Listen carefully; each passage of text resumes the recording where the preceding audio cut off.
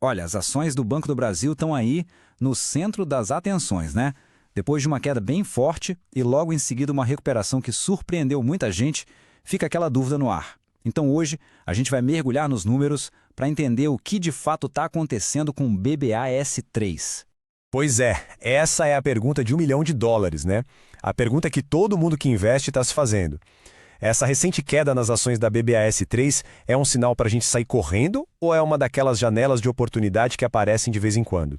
Para a gente descobrir isso, a gente precisa analisar os fatos, desde o que causou essa confusão toda até o que os números estão dizendo sobre o futuro. Essa queda recente, de 11%, é o que acendeu o alerta e trouxe muitos olhares de volta para o papel.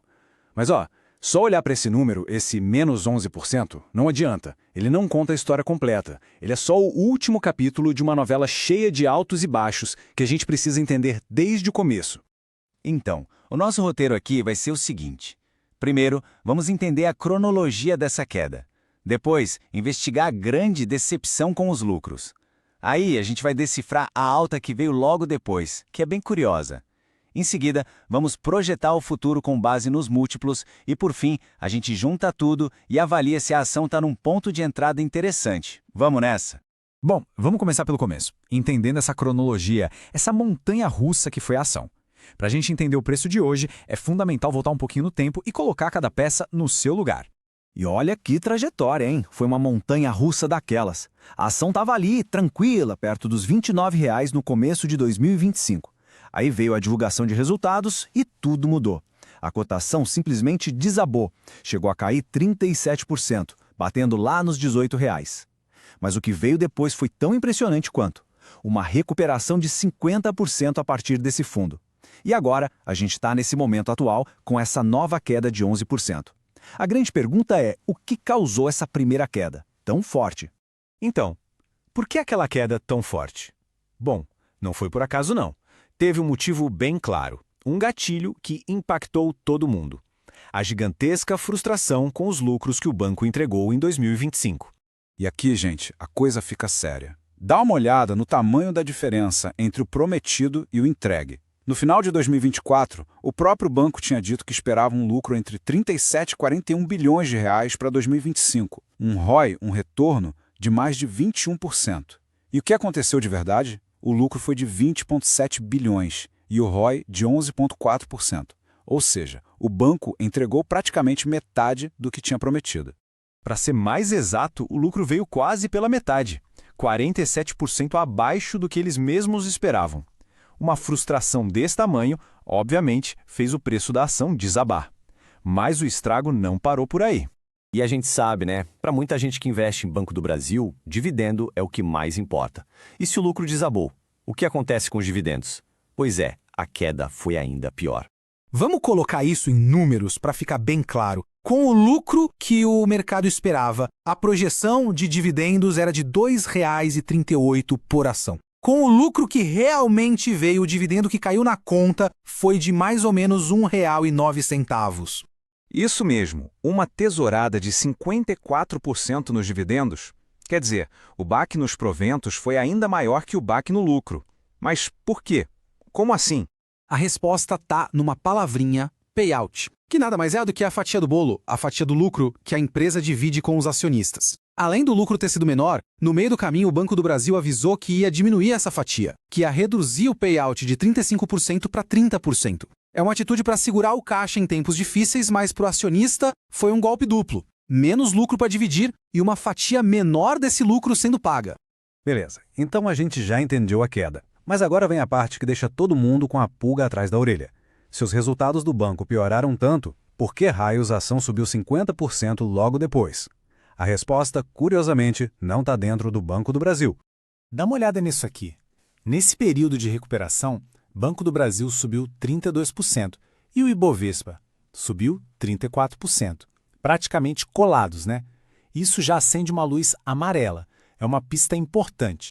O que isso quer dizer? Que o motor dessa subida não foi interno. Não foi porque o banco melhorou de repente ou soltou uma notícia incrível. A causa veio de fora. Foi um fluxo gigantesco de dinheiro entrando na Bolsa Brasileira. E não foi pouca grana não. Foi uma verdadeira enxurrada de capital estrangeiro entrando na nossa bolsa, buscando oportunidades em mercados emergentes. Para ter uma ideia, só nos 2 primeiros meses de 2026 entrou mais dinheiro gringo do que no ano de 2025 inteiro.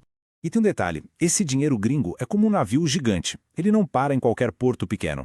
Ele precisa de liquidez, de empresas grandes onde ele possa entrar e sair sem bagunçar o preço. Por isso, o foco é sempre nas gigantes da bolsa, as blue chips. E o Banco do Brasil, claro, é uma delas. Acabou pegando carona nessa onda, mesmo com seus problemas internos.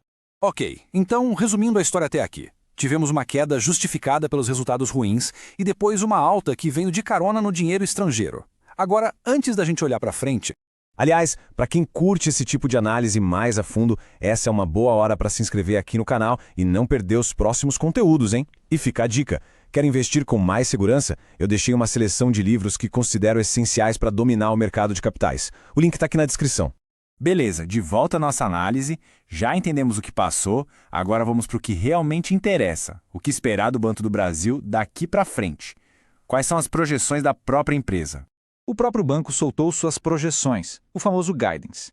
Eles esperam um lucro entre 22 e 26 bilhões em 2026. Com base nisso, a gente pode montar 3 cenários. No cenário mais pessimista, o piso, o PL projetado seria de 6,38. No cenário do meio, 5,85. E no melhor cenário, o teto, o PL ficaria em apenas 5,40. Tá, mas o que esses números de PL querem dizer? Para a gente ter uma referência, a média histórica do Banco do Brasil nos últimos 10 anos é de 6,5. E vale lembrar que essa média já tem embutido aquele desconto estatal, sabe? Aquele pé atrás que o mercado sempre tem com empresas públicas. Então, mesmo no cenário mediano, a ação já estaria com um desconto de 10% em relação à sua própria média histórica. Mas calma que não acabou. Não dá para analisar banco olhando só para PL, tem outro indicador que é super importante, o preço sobre valor patrimonial, o famoso PVP. Vamos ver o que ele está dizendo.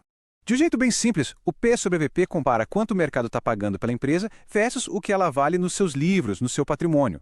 Se for menor que 1, em tese, está se pagando mais barato do que o valor contável. E adivinha qual o PVP do Banco do Brasil hoje? 0,75. Ou seja, o mercado está negociando a ação com 25% de desconto em relação ao valor patrimonial. A pergunta é, isso é normal? É comum? E olha, esse gráfico aqui é de cair o queijo. Ele mostra que desde o ano 2000, em apenas 10% do tempo, o Banco do Brasil foi negociado nessa faixa de PVP entre 0,7 e 0,8.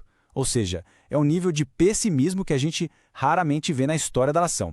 É o mercado pagando muito pouco pelos ativos do banco. Para trazer isso para a realidade, para a grana no bolso, essa tabela aqui é ótima. Ela mostra qual seria o preço da ação para cada nível de PVP. Para chegar em 0,7, por exemplo, a ação teria que cair mais uns 5,7%. Para chegar em 0,6, que é um nível ainda mais raro, o preço teria que ir para quase R$20. Isso serve como um mapa dos territórios de pessimismo extremo. Ufa! Analisamos a queda, entendemos a alta, olhamos para o futuro e mergulhamos na avaliação histórica. Chegou a hora de amarrar todas essas pontas e tentar chegar a uma conclusão. Então, qual é o resumo da ópera? Primeiro, a queda lá em 2025 foi super justificada. O lucro decepcionou feio. Segundo, a recuperação que veio depois não foi mérito do banco. Foi a maré do dinheiro gringo que subiu e levantou o barco. Terceiro, olhando para frente, os números parecem interessantes. O valuation dá atrativo, principalmente se eles entregarem o teto da meta. E quarto, e talvez o ponto mais forte, o PPVP está em níveis historicamente muito baixos. Juntando tudo, o que a análise sugere é que, embora o cenário peça atenção, os indicadores mostram que a ação está barata numa perspectiva histórica. Agora, a pergunta final fica no ar. Seria este um bom ponto de entrada? Quero saber a opinião de quem está assistindo. Deixa aqui nos comentários o que achou dessa análise, vamos continuar essa conversa e, claro, não se esqueça de se inscrever no canal para a gente continuar trazendo mais conteúdos como este. Um abraço e até a próxima!